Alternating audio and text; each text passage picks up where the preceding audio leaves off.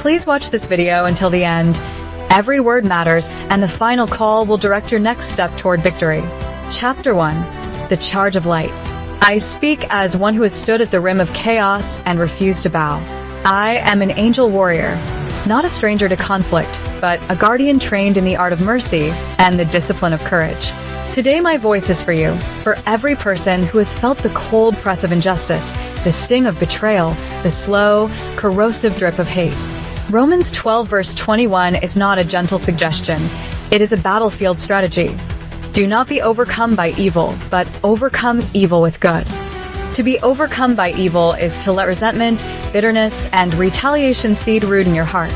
To overcome evil with good is to deploy the two weapons more profound than any sword, compassion and action. Hear me. Goodness is not passive. It is aggressive love. It is a pursuit. It is deliberate, courageous, and often costly. Chapter 2. Know your enemy without becoming it. Understand what you face. Evil thrives on anonymity, secrecy, and the softening of conviction. It paints itself as necessary, as justified, as retaliation.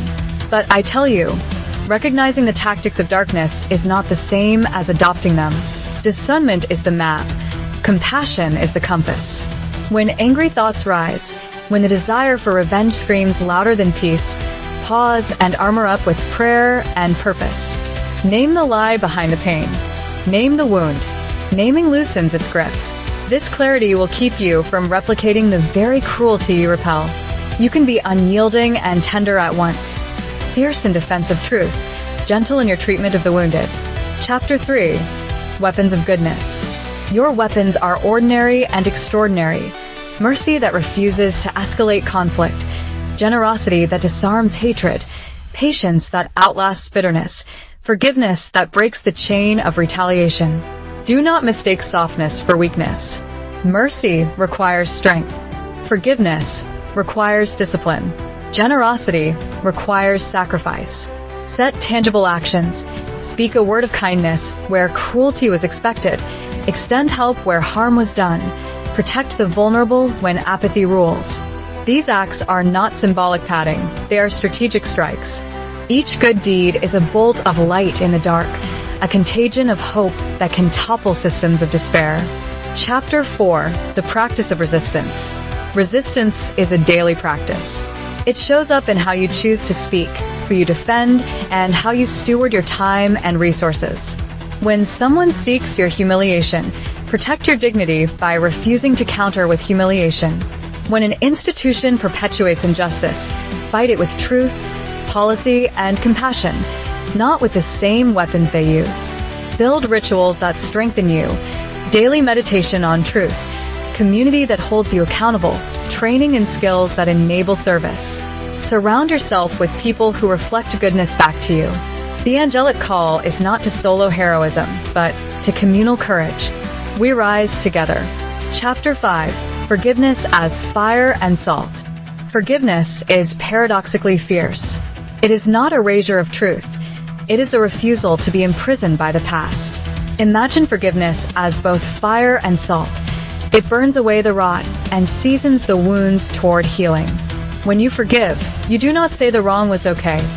You declare that it will not have the last word. Practice forgiveness first for your own soul. Unforgiveness is a prison with walls you build.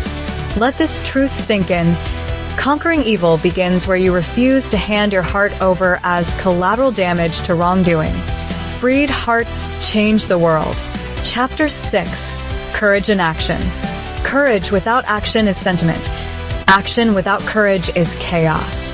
Combine your faith with practical deeds. Advocate for the oppressed.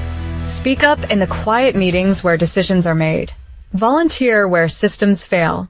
Teach what you know. Protect those who cannot protect themselves.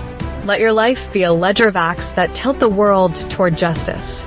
Remember, small consistent acts compound into seismic change. A single light held long enough dispels a shadowed room. The world needs steady lights, you among them. Chapter 7. The Promise of Victory. As a warrior who has tasted both ash and honey, I testify. Evil does not get the last word. The testimony of Scripture stands. Overcome evil with good. That victory is not always immediate, and it is rarely easy. There will be nights when your wings ache and your sword grows heavy. There will be seasons when change feels impossibly slow. Still, perseverance transforms.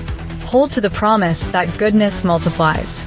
Your acts of love, your refusals to respond in kind to cruelty, your steadfast defense of truth. These are the architecture of a future where light reigns. Stand tall. Be brave.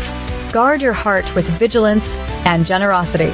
If this message moved you, please subscribe to the channel, activate notifications, give this video a like, leave a comment about how you will overcome evil with good, and share this message with someone who needs courage today.